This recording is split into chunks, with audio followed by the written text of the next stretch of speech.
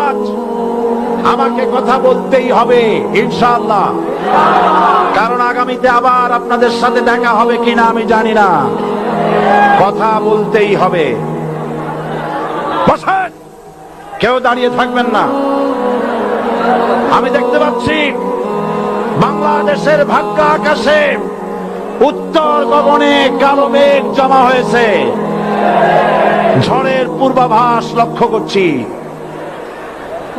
যদি মোকাবেলা করতে না পারেন সক্ষম ভাবে, এমন অন্ধকার গাঢ় কালো অমাবস্যার রাত আসতে পারে যার সুবে সাদেক হওয়া অসম্ভব।